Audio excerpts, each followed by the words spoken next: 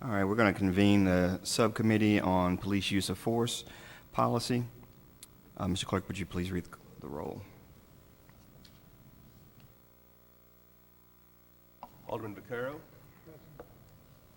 Alderman Carter. Alderwoman Spencer. Alderwoman Green. Chairman French. Present. Alderwoman Green. We have 3 present and we have a quorum. All right, thank you. This subcommittee was formed by the chairman of the Public Safety Committee to examine the use of force policy for the city of St. Louis and the St. Louis City Police Department, specifically looking at a period of 2010 to 2015. Today we have the Chief of Police here, if you wouldn't mind coming on up. Good morning. Good morning, Chief. Thank you for coming this morning.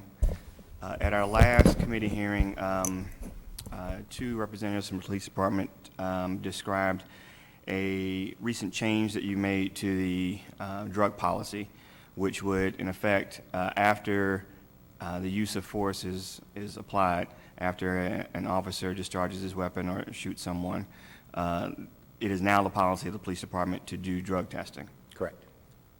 Okay. Can you talk a little bit about why that change was made, why you think it's important, what effect it would have, and if there's been any opposition so far to it? So great. As you'll recall, in August of 2014, we formed what we call our Force Investigative Unit. And it was an effort on the police department to formalize the way that police officer-involved shootings are investigated. It was modeled after what occurs in Los Angeles at the LAPD. And some other larger departments. It was kind of a best practice. We talked to Dave Klinger, who is a professor at the University of Missouri. And one of the conversations that has come up as the Force Investigative Unit has looked around the country for best practices is, should a department test or not test after a critical incident? And we define a critical incident as any time a police officer discharges his firearm and an individual is struck, or is involved in an auto accident with serious physical injury.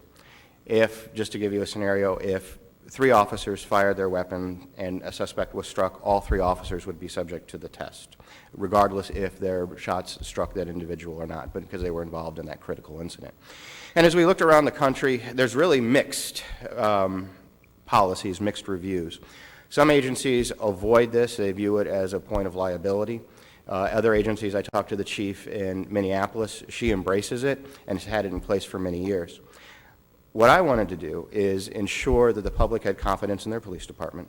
I wanted to make sure that when an officer acted in their official capacity, that there was no question about their state of mind, if they were under the influence of drugs or alcohol, if there was any level of impairment.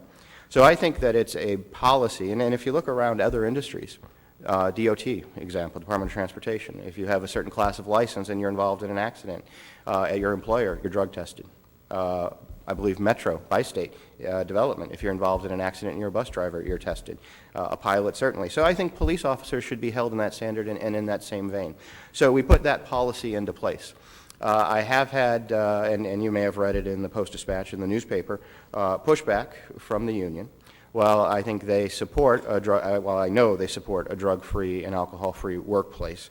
I think they always think that their membership, when acting appropriately, are above question and reproach. And I believe that when a police officer does their job, we should support them. But I also believe that I have a responsibility to the community to close that door, to say that that officer acted in his official capacity and was not under the influence of alcohol, was not under the influence of drugs, and did it to the best of their ability. So we've put this policy in place. We have not had to use the policy yet. And I suspect that when we do, there could be a legal challenge from one of the unions about that. But I'm willing to take that fight because I think it's an important issue. Okay. Did any other members have a question about this, which we did discuss in detail at the last meeting? Alderman Vaccaro? No. Alderman Green? Okay. So what I really wanted to ask you was about, so this is a new policy that was implemented by you? About a week ago, 10 days ago, 2 weeks, in a very recent time, yes. So what is the procedure for changing policy in the police department? This is something that, as of now, under the current rules, you can just do unilaterally? So there are a couple of and I'm trying to think of, we have what we call special orders, which are the guiding principles, standard operating procedures for the police department. And so they range from a variety of things, some mundane activities about how to prepare a police report, how to make sure your uniform is properly presented at roll call, how to conduct a roll call, to our pursuit policy, to our use of force policy, to this drug testing policy. So these policies are all set in place through our process we call our special order process, and are disseminated to our employees.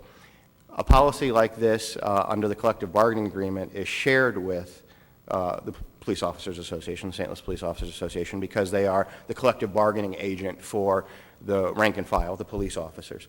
They do not have veto power. They do not have power to say, no, we're not going to do this. But we share that with them in an effort to make our policies better. So this policy came about because After it's implemented? during the crafting process, while the order is being written for input into that, and then the policy is implemented. And so special orders, like in the street department or the parks department or forestry, they have special operating procedures about how to do specific things in their craft. That's how those special orders are put into place. Okay, and how does that differ from the policy or the procedure before local control? Was the Board of Commissioners involved in crafting a policy before then? Was it left completely up to the previous chief? At this type of policy, the information was shared with the Board of Police Commissioners, was shared with the Board for their input and feedback, and then implemented at the direction of the Chief of Police. Did they have to vote on it at all? These policies, no. The standard operating procedures, the special orders that I talked about, they did not vote on those. Those were at the purview of the chief. So would the standard use of force policy for the department fall under that? That's correct, yes. Okay, so it, under the previous governance of the police department, at no time did the Board of Police Commissioners have to vote on or make any changes to the policy, use of force policy in particular? So, well, I don't know the complete history of the evolution of the order. The Board of Police Commissioners, if there was a topic that they were interested in, typically provided feedback to the Chief of Police. If there was a policy that they wanted to implement, and I can't think of any, I'm just thinking about the process. If there was a policy that they wanted to implement, they typically would ask the chief, or they could vote on it and set it into place. Typically, the Board of Police Commissioners addressed issues like the promotional process. They would vote on the promotional process, but I cannot think of a scenario where they voted on a special order that was put into place by a chief. Okay, so under the current system, so you all decide there needs to be a change, you work out a change under the collective bargaining agreement, the union is notified that this is going on, and then ultimately given a copy of the final change. Is anyone else in government informed of changes to policies? Anyone in the executive branch, legislative branch? The city councilor's office is involved in crafting many of the policies. So the city councilor's office, I have in the past discussed policy changes with the mayor's office. This one, I'm trying to remember if I did or not. This one I think was so clear to me that we were deficient, we were behind the curve, that this one was introduced without conversation with the mayor's office. I think when I do remember when the order was drafted and we were about to implement it, I did notify them, yes. Okay. Do you think it would be good to, when changes are made to policy, to inform or have a procedure that other branches were informed or other city government was informed? Do you have any opposition to that? So I think there are many special orders two things. I think the many special orders that's not an issue.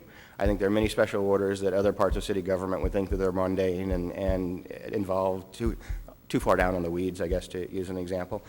There are some, though, that are tactical, investigative in nature that we do not, we protect as closed records simply because they talk about police operations, a tactical situation. Certainly we don't want to disclose tactics going into a situation so people are prepared about what our response is. So you wouldn't publish your game day playbook before an incident, if that makes sense. Sure. But for instance, we made a request for the policies of the police department, especially in regard to use of force, and that was turned over. Do you consider that a public document? I do, yes.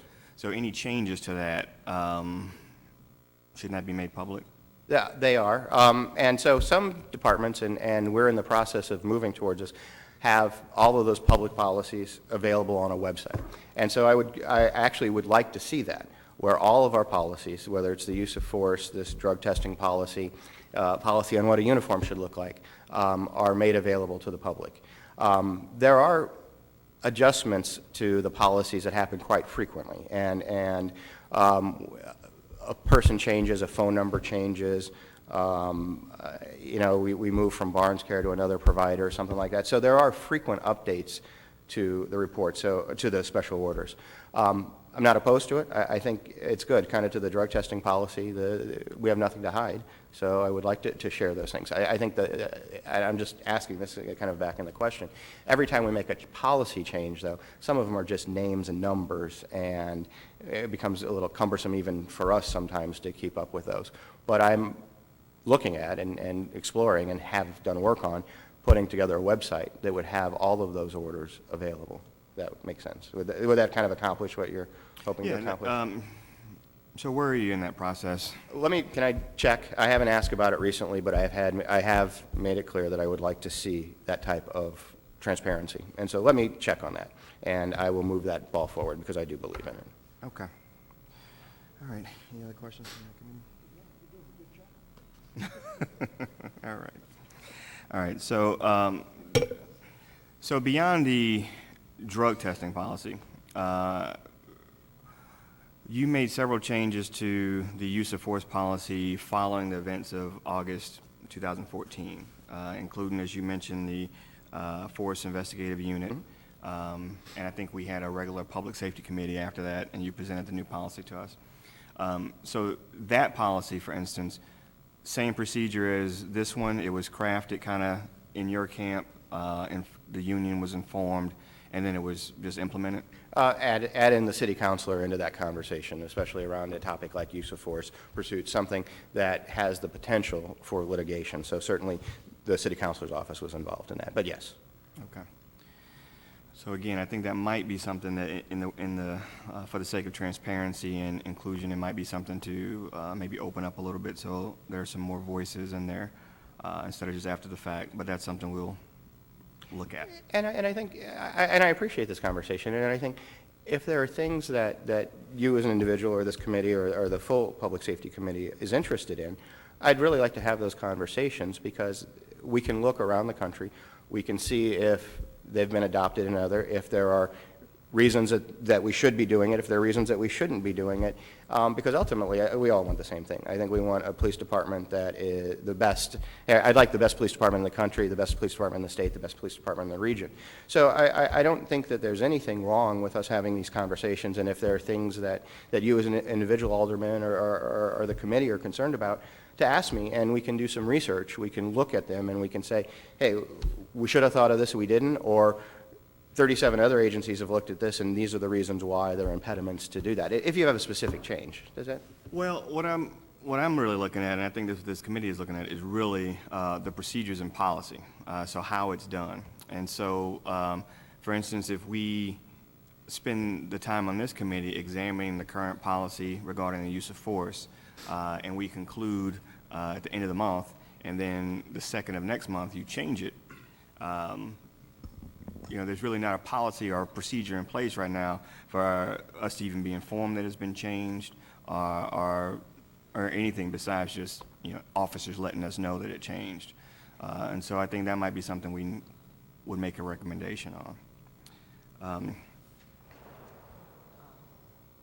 Okay. You're still cleaning up from the ball. I hope so. All right.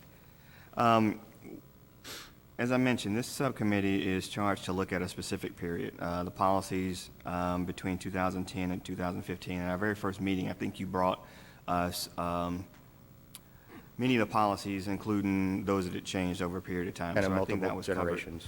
I think it's one information request we'd like to make, and I want to discuss with you a best way to do this is a list of the incidents, actual use of force incidents that occurred in that period. Keeping in mind, I realize that some of that information may be confidential and you may not be able to include certain information, but at the very least, numbers of incidents, dates of incidents, so we can kind of get an idea of how often deadly force is used over this 5-year period of time. And I thought that was in your initial request. If it's not, we'll be able to put something together in relatively short order. And I think that's important because I did see a copy of the resolution that Alderwoman Tyus introduced, and she used a number of 14 fatal police shootings in 2015. The number was 3. So I think that there's a lot of misinformation out there. I think there's a lot of speculation and not understanding. And so over time, I've seen a decrease in the use of deadly force, fatal shootings. But certainly that's information that we can put together in a relatively short period of time. So date, time, fatality, I'll put together a spreadsheet over the next week and share that with you. Sure, and our last meeting, it was before the end of the year, so can you make it through the end of 2015? No problem. And I think in the case of Alderwoman Tyus, she might have been referring to the use of deadly force, even if it didn't result in a death. So It was just oddly worded. Yeah, so I don't know. Worded. But that is also what we would want to know, not just the number of people who have died, but how often use of deadly force is used. All right, any other questions? Alderman Carter, welcome. Do you have any questions? No? All right. At the end of yesterday's last hearing, Sergeant Heather Taylor, you familiar with Sergeant Taylor? Yes. From the Ethical Society of Police. She's also in the Homicide Division. She testified, and one of the things that she mentioned was that, you know, very often when we talk about situations that are ongoing in the police department, leadership often points to how officers are trained, that there's special training given for de-escalation, special training given for interacting with mentally ill, et cetera, et cetera. What she pointed out was that very often this training is like a 2 to 5 day event that they go to. Something goes into an officer's file to say they completed it, and then there is not any follow-up. And so, you know, this might be a training that they went through, you know, 3 years ago, 5 years ago, 8 years ago, but in that 8-year period, there's really been no follow-up. Is that true? And do you have any ongoing training? Oh, absolutely we do, and I think that's a little bit of a mischaracterization.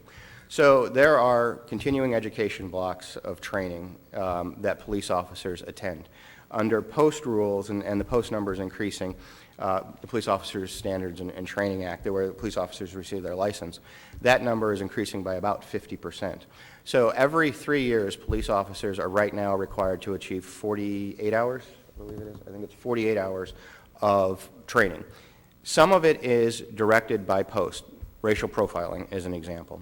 We have to have training in racial profiling to meet a post standard. Some of the hours are more elective in nature, and we do things like de-escalation training, implicit bias training, firearms training, defensive tactics, driving, a variety of different areas.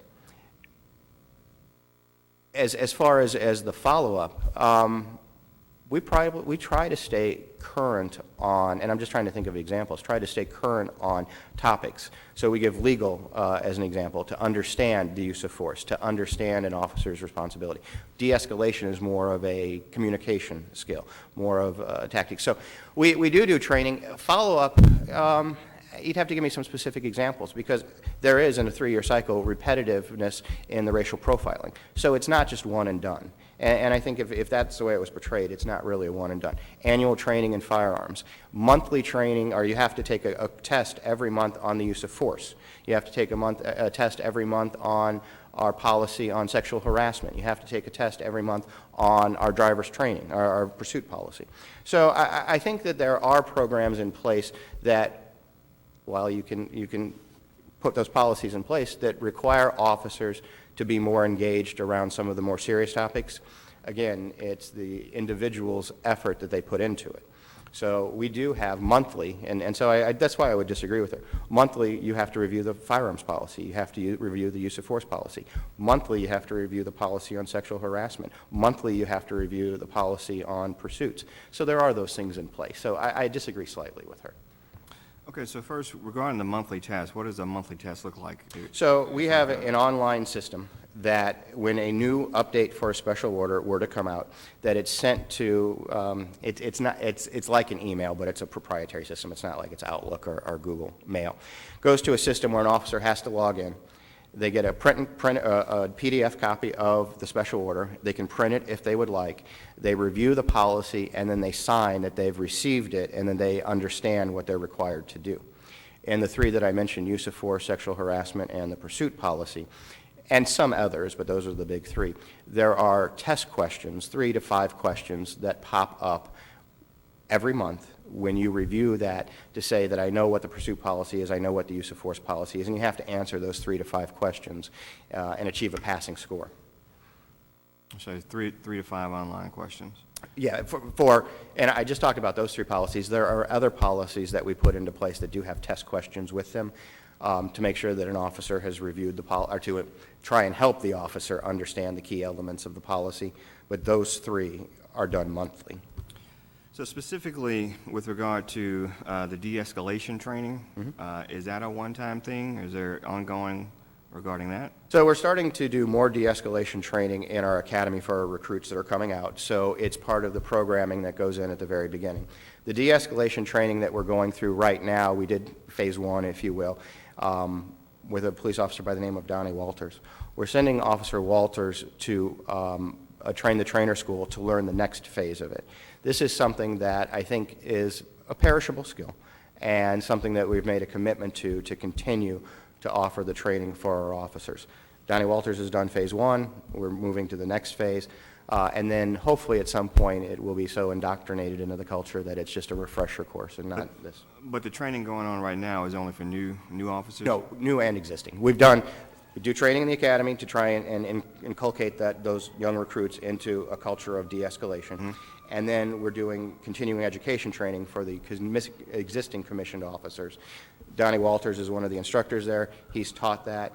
We're sending him to a new school to learn the next evolution of de-escalation. So an officer who's on the force right now, who's been on the force for 10 years, how many times, how often did they get de-escalation training? De-escalation training is something that's really started in the last year and a half. Okay. And so they're probably just going through their first cycle of de-escalation training. So most officers haven't had any de-escalation training? I would say most officers hadn't had it before a year and a half ago. Now most officers probably have had it. Okay. And the training, what is the training cost specifically dealing with mentally ill? So you're talking about our CIT, crisis intervention teams. Right. That training. So again, officer on the force for 10 years, how often and when have they gotten the CIT training? That's a 40-hour block of instruction. At least the initial phase of it is 40 hours. And about half of the department has gone through the critical incident training. So about half of our officers. We continually offer the critical incident training multiple times through the year. A class can hold between 40 and 60 individuals because we teach that in conjunction with other departments, NAMI, National Association on Mental Illness, and some other advocacy groups. So it's not just a police department focused training. We bring experts in to do the training. So about half the departments train. We offer it several times a year, and an average class ranges between 40 and 60. And how long has this been going on? Years. That's been going on for years. And is it a one-time deal or is there follow-up? The 40 hours is, I don't know if there's a follow-up to that. I just don't know if there's a follow-up to the critical incident training. Okay. All right. Quick question.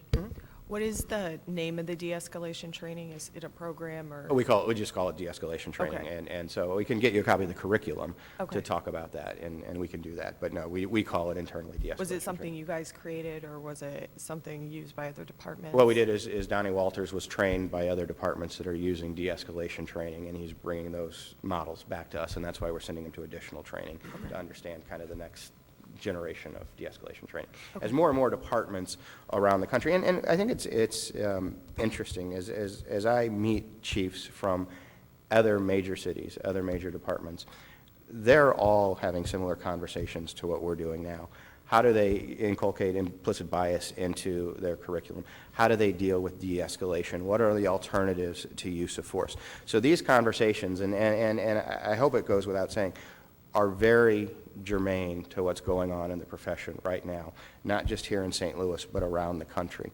And I will tell you, having just been in Washington, D.C. with the mayor at the Conference of Mayors, talking to mayors from around the country, they're very, I think we're further along than some cities are. There's some that are further along than us, but we're certainly on the leading edge of reform and change. As I looked around, just going back to the drug testing policy, some cities do it, most don't, because they just haven't thought about it yet. De-escalation training is kind of a buzzword in the profession now. A year and a half ago, 2 years ago, very few were doing de-escalation training. Now everybody's moving towards de-escalation training. Changing use of force policies, really looking at Graham versus Connor, trying to understand, the idea of reasonable objectiveness. And what can we do for training scenarios that put officers in situation, while it may be a lawful shooting, what other alternatives were available to keep from getting into that. And that's, I guess if I kind of had to sum up kind of the mindset or the philosophy right now, is that's where we are. We're looking, hey, I understand it's legal, but what other options were available? What skill sets could we have given the officers? What tactics could be different to avoid a situation like that? And it's hard. We, as the United States, not just St. Louis, but as the United States, live in a gun culture. And so police officers are trained around their gun. I sat with some senior officials from Scotland, where only 2% of their police department is armed. And they see quite a few, just as an example, edged weapons, knives. How do unarmed officers deal with armed individuals that have knives? And so it's really a mindset and a culture that just not in the police department, it's in our country. We have a gun-centric society right now, and police officers are no different than the public. How do we change that? How do we change that with the officers? How do we change that in the public? And then what skill sets and tools do we give them to deal with those types of conflicts? Because if you introduce an individual, I want to make sure that officers have every skill set and every tool available to them to use deadly force, and that deadly force is the last resort. Even though we may be okay under Graham versus Connor, what could we have done to avoid having to use that level of reasonable objectiveness? Thanks, that was it.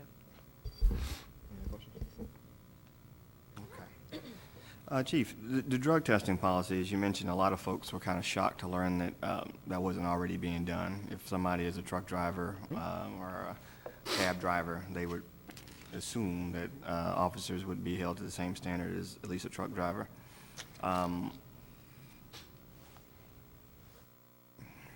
So the incident that seemed to prompt this was an officer who, as it turned out, after he was involved in a car accident, he was tested. It was said that in the public, I think in the newspaper, that you had suspicion and then asked for a second test after that. And then it turned out that not only was there alcohol use, but also illegal drug use, specifically cocaine. This officer was also involved in a previous use of force that resulted in the death of someone. After that incident, he was not tested. That's correct, he was not. Do you have reason to believe that he was using at that time too, or is this a long time? So my suspicion, to answer your question, I don't know. My suspicion was around the accident that he had in December. And do I have any indication that he was last October, or October of 14, I believe it was, October of 14? I don't, but I don't know. So if I would have had reasonable suspicion, even before our policy was put in place, the most recent one that you're talking about, even under our previous policy, had we had reasonable suspicion to believe that he was under the influence of alcohol or drugs, we could have ordered a test. Nobody saw any suspicion or indication or had reasonable suspicion to order that test. So I don't know. To answer your question most directly, I don't know. Okay. One thing that's been asked has been what drugs will be tested for. In addition to alcohol and, the major illegal drugs. There's been also claims that there's possible widespread use of steroids. Will that be tested for as well? In this policy, no. That is something that I've talked to Rick Frank about in the Personnel Department, and under local control, the city has an umbrella policy. I'm really pushing the limits of that umbrella policy, but the way that I understand it, it doesn't allow us to test for human growth hormone, for steroids, for those types of things. So I think that this is a great first step, the policy that we have in place now. I'd certainly be open to the conversation going further, but I think it's a broader personnel question than just the police department. Does the police department have a policy for the use of steroids or HGH? We do not have a test. We have a 9-panel test that tests for the opiates, the marijuana, the things, the prescription drugs, the things that you would expect them to test for. But we do not have a policy on human growth hormones or steroids. But again, I think the city is our umbrella there, and I think that's a great conversation for the personnel director. If the city were to embrace a policy like that, I would certainly support it as well. Okay, so under local control, officers have to be treated like other city employees? There are some carve-outs because of public safety exemptions, because of the collective bargaining agreement, but we've had numerous conversations with the personnel department. And I'm saying I think that they're open to the conversation. We're just not there yet. But it would be a challenge for me, as an appointing authority, to put in place a policy that tested for steroids or human growth hormones without the support of the personnel director. And you don't currently feel like you have that?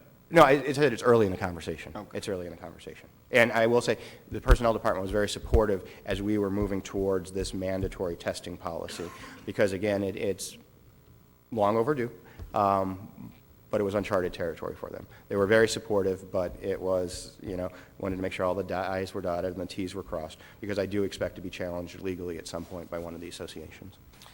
So you mentioned that. So the challenge would not come now as you implement the policy.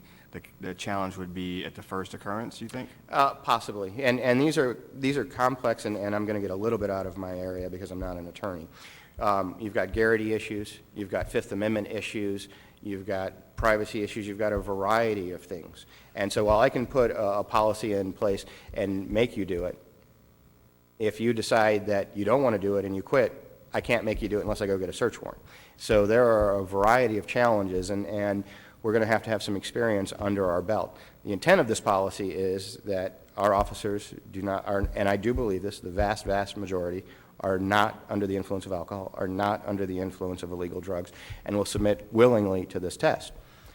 There are individuals, for whatever reasons, for perhaps philosophical reasons or moral reasons, political reasons, whatever, will not want to submit to this test. So I do expect challenges going forward. So just for the record, so in the case of a use of deadly force and someone is killed, the victim or the person who was killed, they are tested. Is that correct? Through the medical examiner's office, yes. Medical examiners, okay. All right. So you get one side, but not the other side. But up until now. But I'll also give you a scenario to just kind of take that. A shooting that happens on the street, individual that's shot and killed, tested by the medical examiner, suspect not tested. So just to kind of make sure we understand all of the facts around that. Okay. Any other questions on this line? No? All right. Moving on. Body cameras. So a lot has been said about this. What is the current state of body cameras right now in the police department? So we started, my dates will be wrong, but early December, a pilot project for 90 days with about 30 body cameras. Because it's something that I have to collectively bargain with the Police Officers Association to do our pilot project, we put them on sergeants, supervisors who currently do not have a contract, do not have a collective bargaining agreement. We're about to start the last 30-day phase of this. So for 90 days, 30 days, a set of officers or sergeants wore cameras. The next 30 days, another set. Then the final 30 days, a third set.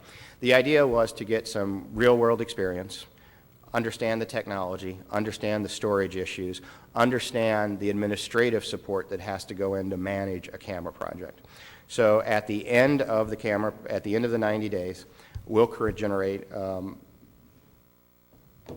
report, an overview, an assessment of the 90-day camera project, and make a decision about how to go forward.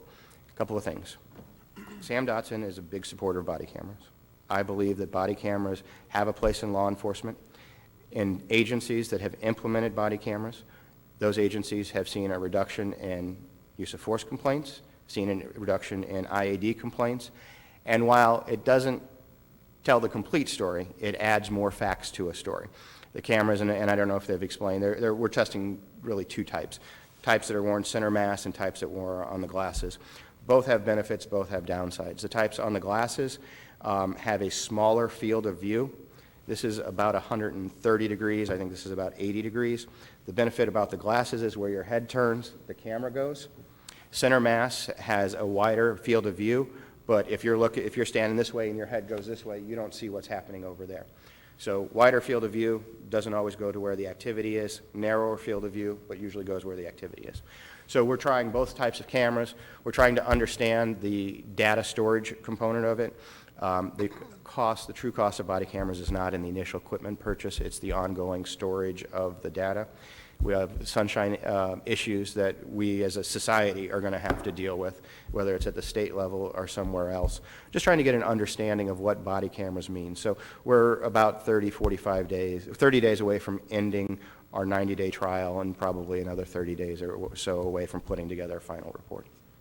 So a couple questions. First, regarding the technology, are you testing one make of camera or several different makes? We're testing one. To answer your question, we're testing one. The reason is body cameras operate essentially the same way as the technology. You put a camera on, whether it's a Taser, a Panasonic, Mr. and Mrs. Smith camera, they're all going to operate the same way. We have to make decisions around cloud storage or server storage when you're talking about terabytes and zettabytes of data. We have to think about the administrative function. And here's the key. When you look at cameras, the front-end technology is essentially the same. The back-end technology is important. Something that will interface with our CAD system, so there's a date and time stamp marked to an incident, so if you have terabytes of data, of video, you don't have to search through terabytes of video to find what you're looking for. It has to be interfaced with our CAD system. So there are some that have those back-end solutions. There are not many. If you don't have a back-end solution, you spend lots of time searching the data. You spend lots of time on the administrative function. That's important. So the back-end is probably more important to me than the front end, if that makes sense. Mm-hmm.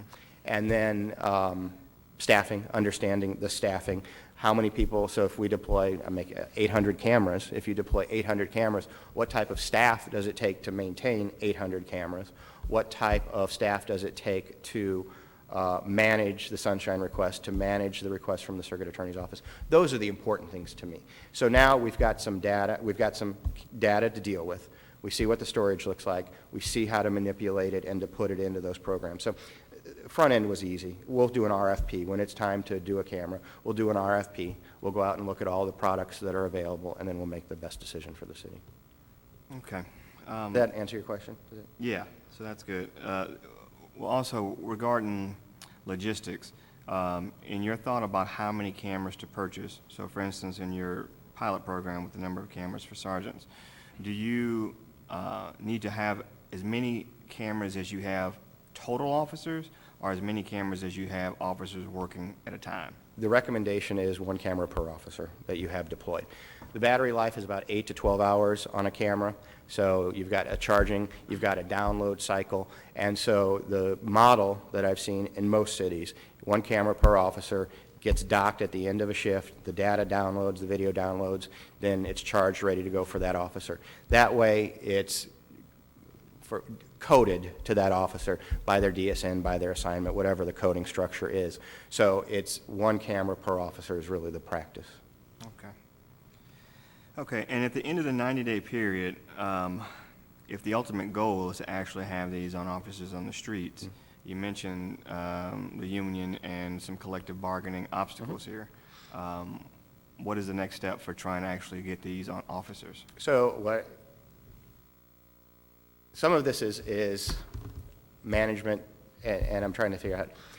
strategy about how to deal with the union. So can I answer it at a broad sense? Under the collective bargaining agreement, there's something called the Use Committee, Uniform Safety and Equipment Committee, Use. And we will inform the Use Committee that the police department is interested in deploying body cameras, and then it's subject to conversation and negotiations. So do they have to approve it or agree? That's something that currently the city councilor is, I'm discussing with the city councilor. Okay. This is part of the strategy about how to get body cameras, so I don't want to go into too Sure, much I detail. understand. That's okay. Any other questions on this subject? Yeah. Alderman Carter? Go ahead. Mine is quick, and know what, you may have already mentioned it, but do you have a source of where you find the funding for the body cameras and the existing hardware? So I've talked to Paul Payne, the budget director, about the initial purchase price. I think that we are very close to identifying a good source for the initial purchase.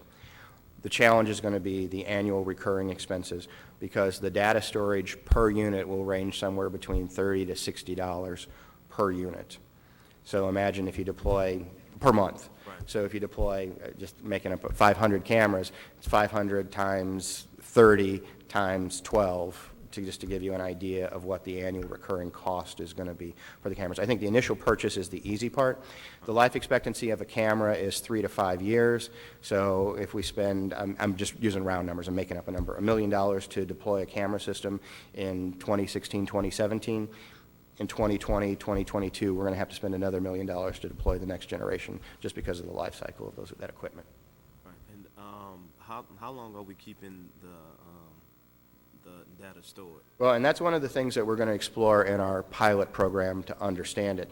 And there are some things that will have evidentiary value that will need to be stored for years, and in a murder case, perhaps, if there's some evidence, perhaps in perpetuity. And so that's one of the things that we're exploring. And then how is it available? How is it searchable? There are some departments that don't have strong back-end solutions, and that's why I talked about it, that are looking at universities to create analytics for them to run to find if people's voices are elevated, if the camera's jostling, if they're... So this is still a tremendously emerging field, and there is no off-the-shelf solution or answer right now. And for an agency our size, if you're a small or 10, 15, 20-man department, there may be an off-the-shelf solution for you. For an agency our size, I don't see an off-the-shelf solution. So are we currently, I guess, trying to mirror ourselves after another department is doing something similar, or are we just creating our own as we kind of go? So, that's a great question. And so not just in the body policy, not body camera policy, but in policies all over. We have a planning and research department that looks all over the country for best practices for policies, for agencies that perhaps have gone through consent decrees and said, okay, you need a body camera worn project because of a consent decree. So we really look for best practices and policies. The policy that we have now is, for our demo, is a conglomeration of best practices. IACP has a modeled body camera policy. So there are, but one thing that we always have to keep in consideration, they vary from state to state because of sunshine laws and privacy laws and a variety of different things. So we've looked around the country, taken the best ideas that we've seen from other policies, incorporated them into our policy for the demo, and then that's part of the review that'll happen. Not just the technology, not just the storage and the back-end solution, but the policy piece of it as well. Alderman Green? I was just wondering if you would be able to supply us with the policies that you've been working with for the pilot program, Yeah, just absolutely. so we have an idea of, when they're required to be turned on and off, and if, a victim of a crime or whatever can ask for it to be turned off, just get a better idea of what's actually in the current policies. Oh, sure, absolutely. And that's what every agency is struggling with right now. When you turn it on, when you don't. The cameras typically have about a 30-second buffer on the front end, so it records for 30 seconds before. The 30 seconds before does not capture audio, though. I haven't seen a solution that captures the audio, but they buffer for about 30 seconds.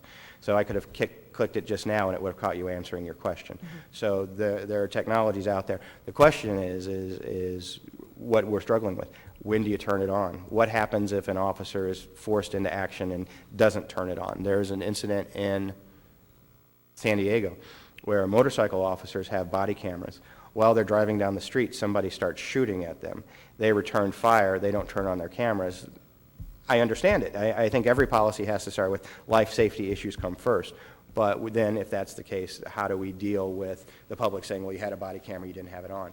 If we turned it on 8 hours a day, the cost, the storage would just be exponential. It would become unmanageable. So again, only small agencies are able to leave them on. Oh, I keep doing it because that's where it is, where you click it on here. Only smaller agencies, and not many, record 8-hour shifts or 10-hour shifts, record their all shifts. Most are incident driven.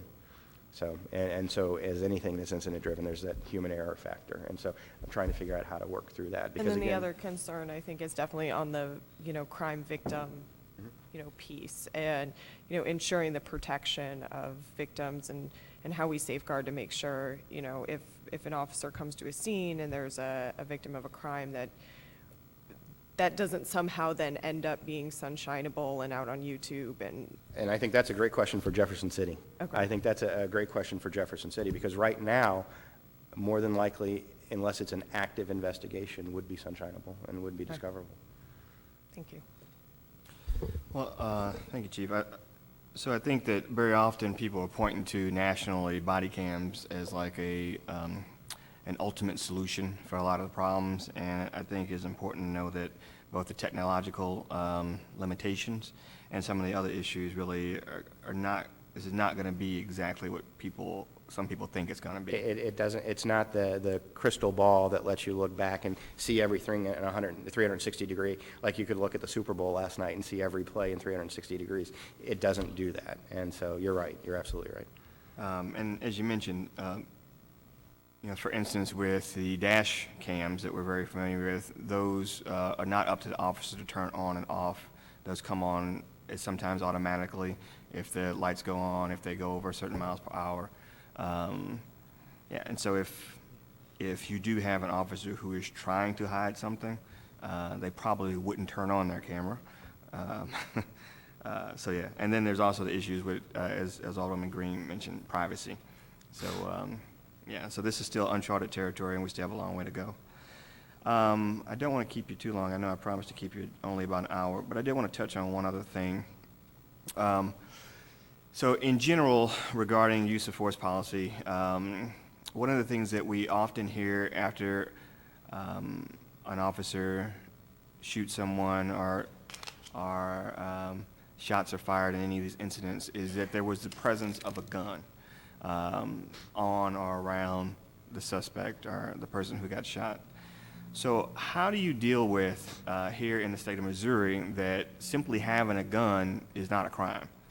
Unless, of course, the person is a felon or has done something to get those rights revoked. But in general, as we've seen some constitutional advocates and activists do, you can just walk down the street with a gun, sometimes a very big, high-powered gun, and apparently that's legal in Missouri. But very often we see some people who get shot or deadly force is used against them, and the reason given is simply that they had a gun.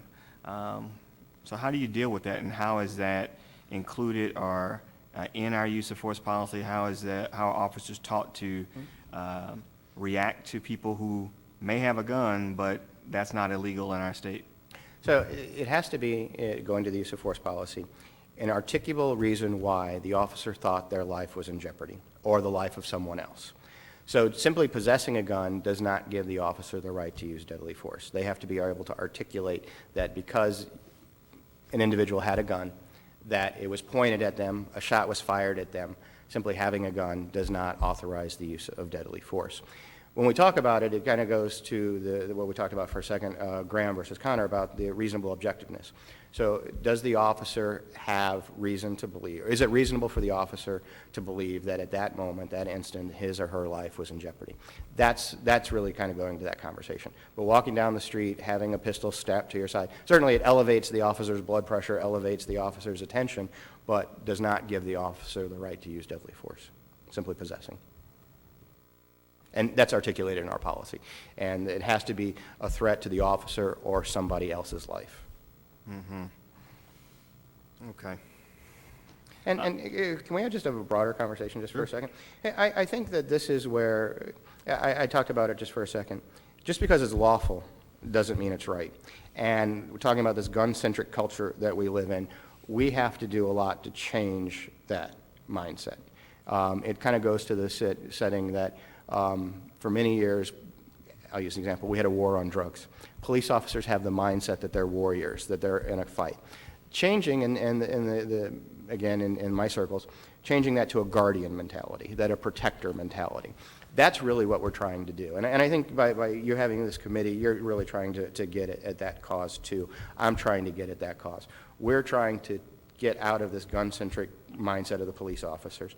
When we talk about the use of force continuum, when we talked about it the first time we met, how you move up the chain, how you use verbal, just being there, presence, verbal commands, open hand techniques, weapon. We're also trying to teach officers through de-escalation how to move back down that path. And just because, let's say you tried, let's say you used a baton and it didn't have the desired effect, and then you went to taser and it didn't have the desired effect, doesn't mean you automatically go to a firearm next. You have to be able to assess and find the right tools. That's why I thought this was conversation with the people from Scotland was fascinating, because only 2% of their force has guns, and they encounter armed people on a daily basis. And they approach it with a different mindset, because they know they don't have a sidearm on their hip, and they know that they have to work through the situation using a different set of skills. That's really where we need to go. St. Louis, because we live in a culture that's focused around guns, but St. Louis can lead on it, but we need the rest of law enforcement to go with us too. So the Scotland example was given last week. I guess this is something you guys covered at a recent conference. Major Jones did, yes. Yeah. So what Major Jones talked about was specifically not just armed people, but specifically people armed with knives. Edged weapons, yeah. Edged weapons is how she rephrased it. And how I think that in Scotland they had a special unit that they would call, and that the officer who interacted, as you mentioned, was unarmed, and their job was to kind of de-escalate, call for backup, and deal with the individual for however long it took to either get them to, put down their arm, or to tase them, or somehow, use other means. So in St. Louis, probably the most known incident like this was the Kajimi Powell case on Riverview, where you had a mentally ill young man who had a knife, and we all saw how that played out. So under current policy, though, what we saw played out, which most folks I think would acknowledge was not the desirable outcome, and there was probably a different way to handle that. But under the current use of force policy, that was all legal and okay. And I think it goes back to our earlier conversation about what the law allows. And so it was illegally allowable, first of all. And so our policy is crafted around what the laws allow. Certainly, I would have liked to have seen a different outcome. You would have liked to see a different outcome. Everybody would have seen it. But when those officers were faced with that situation, what they did was legally allowed. That's why we have to work on the bigger conversation about changing this gun-centric conversation, teaching about de-escalation. And I don't remember the exact seconds, but you mentioned that young man had mental illness. Those officers didn't know that when they pulled up. So you have to remember, what did the officers know when they pulled up? They didn't know they had a mentally ill individual. They had about, if I remember, 13 or 14 seconds to make a decision, a life or death decision in this case. So I think we always have to remember that, what did they know at the time, and how do we give them the tools? One of the key phrases that I took away from the people from Scotland was, distance and cover equals time. So if in a situation, and we promised we weren't going to talk about specific instances, so I'm going to go generic, that if an officer has the ability to put distance between them and to take cover, then they have more time to evaluate and make decisions. In cases where individuals come towards the officers and they don't have options to do that, it becomes much more difficult. Okay, so policy is written around what is legally allowable, as you say. So, but is there even further constraint? So even though it is legally allowable, do you craft policy in a way that is not just what is allowable by law, but what is in the best interest of the department and the citizens of the city of St. Louis? So are there further constraints, and can there be further constraints than just what is legally allowable as defined in Jefferson City? And so, to answer your question, yes, but I'll kind of follow it up with a point. So are we talking about lawful, or are we talking about employment action? Because you can craft a more restrictive employment policy, but legally, until the laws are changed, it will still be put into a category that's lawful. So you can. So in a case where an officer violates a policy, you have a variety of options, many times up to and including firing. You could do that, but that doesn't change that the incident over here was still lawful. Does that make sense? Sure. And so what we know is that case closed, or is that still ongoing? There's a lawsuit behind it. Okay. So, but the criminal case is closed, correct? That's correct. Jennifer Joyce did issue So- her report on that. So what we know is that, based upon the circuit attorney's ruling or decision, it was legally allowable. But as far as employment policy, did you also determine that it met the department's policies, especially specifically in regard to de-escalation and also interacting with the mentally ill? And again, to your point, the officers didn't know the the state of that individual. So while I have never seen anything that's, and I'm thinking, I haven't seen anything that diagnosed him as being, Kajimi Powell, being as X. I don't know what his true, well, we say he was. I don't know if I've ever seen anything that says he did suffer from a diagnosed mental illness. And again, the distance that the officers engaged that individual at when he was coming at them towards a knife, in their minds, they articulated a reasonable threat to their safety. But isn't distance determined by the officer? In some cases, but if and there's In that particular case? I'm sorry? In that particular case, I mean, they're at the vehicle, they can decide to be inside the vehicle or back up the vehicle or... But again, in about a dozen seconds, they made decisions. And so that's, again, you or I in that situation may have made different.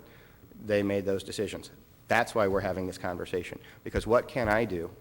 What can I do to give the officers new skill sets, to give the officers new tools to deal with situations and get better outcomes?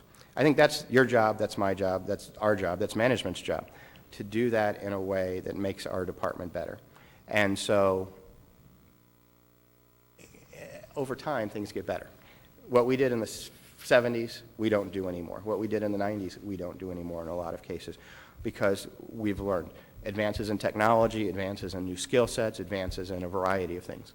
So while you or I would have potentially made a different decision in that case, we're getting better because of it. De-escalation training.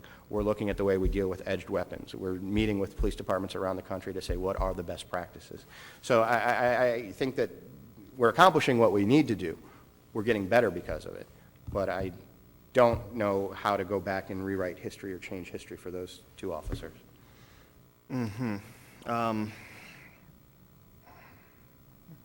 So I go back to that incident just because it's the one that most people have seen, and it's the example that folks can look at where even though something is allowable by law, it seems that even the policy of the department is a bit out of whack with what most people expect. So if most people expect that that situation should be handled differently, I think a lot of people would also expect that the policy would require it to be handled differently. So, Well, and let me just go on. So, and you point to de-escalation training. That is a new thing, and as we have said, half officers have not even received it yet. It's still I think the CIT training, the critical incident team training, was about half. Most of the department should have gone through de-escalation training. If you had to put in a percentage, how many? What percentage? I'll find. I don't want to give you a wrong number. I'll find out. Okay. Maybe I'll make that an information request. What percentage? Okay. And then also, so for instance, with the draft consent decree that is going on right now in Ferguson, one of the things that the Department of Justice has brought attention to was that in the use of force, that each bullet should be justified. Each bullet is a separate use of force. And so if you look at, for instance, that case that we keep talking about, the first shot versus the 10th shot, is that included in the current department's policy and in your, and the criteria you use to determine whether something was justified or not? Do you look at the first shot are different from the 10th shot, or do you look at it all as one incident? So I'm thinking of the language in the policy, that the officers use deadly force to stop the aggression. And so there is no prescriptive language in there that says one shot, reevaluate, two shots, reevaluate. The question, the way you phrased it just then, is one that's going on in law enforcement right now. And I heard it as recently as last week. So I think that's something that departments need to look at, that it's not if you can fire one, you can fire 10, and the 10th bullet is covered under the same levels. But is that the current policy, and is that how officers are trained today? The policy right now allows the officers to stop the aggression. It doesn't prescribe 1 shot, 3 shots, 10 shots to stop the aggression. And again, it becomes the responsibility of the officer to articulate why they fired once, why they fired 10 times, just picking a number. So, but the way that you phrased the question is a conversation that's going on in law enforcement right now.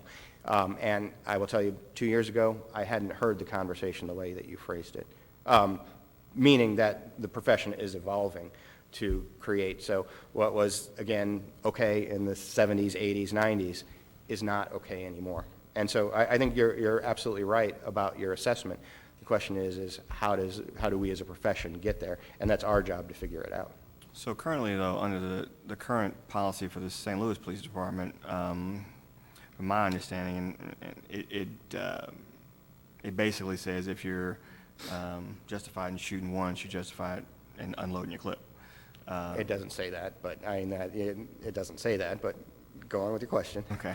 And then under the current policy, ultimately, it comes back to you as the chief to determine if the use of force was applied properly and if it's justified.